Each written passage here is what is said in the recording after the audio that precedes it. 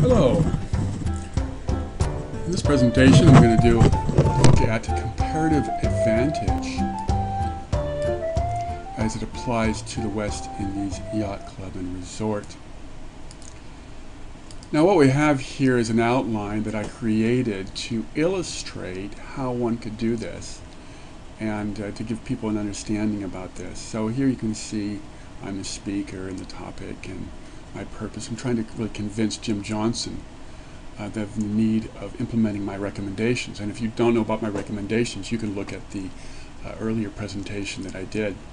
So in the introduction, I start off with a hook. It's nice to have a hook to get people interested, to set the stage.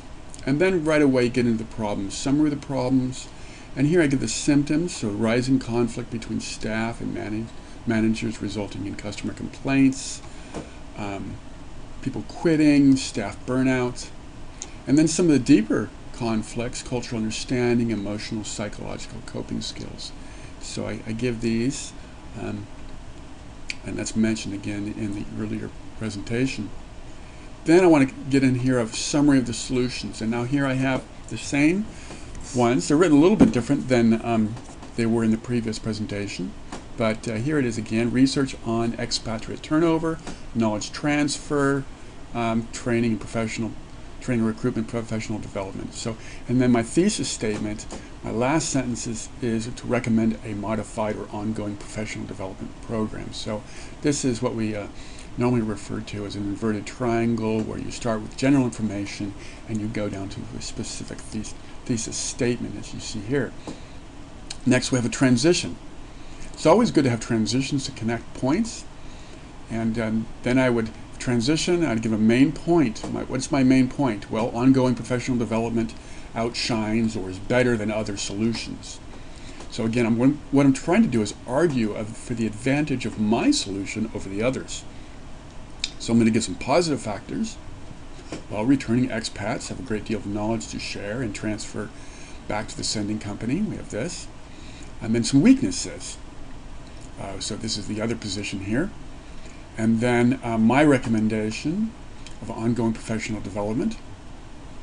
And then the needs down here, delay the incorporation of knowledge transfer until the resort has implemented its main objectives. And then next point here, I get a transition, the second major solution. So again, I'm evaluating the other solutions and pointing out problems with them.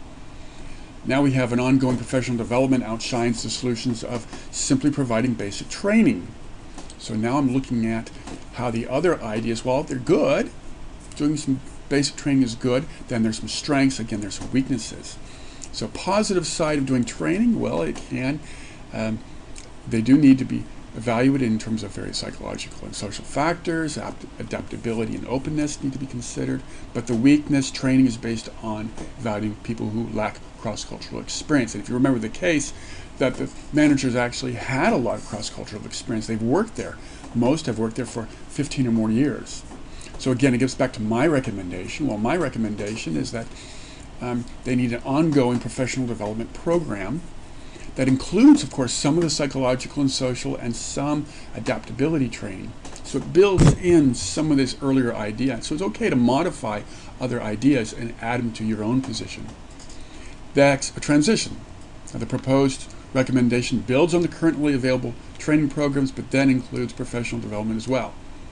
So third here, ongoing professional development outshines other solutions like basic professional development.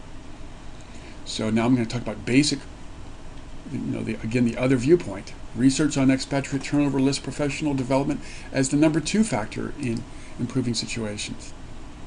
So positive information, and then again some negative. Now you can start to see that there's a certain pattern, positive, negative. And once you establish a pattern, it's good to keep that pattern so that the reader or listener understands where you're coming from. And then finally the recommendation, focusing again on what my recommendation is here. Again, you can download this to get a copy of this on the website. And then again a transition, and then the point 4, implementing the recommended program. Here I talk about the costs, short-term recommendations, and long-term. So it's in many ways, it's organized similarly to the presentation that I had before. But here, I'm really focusing on selling it.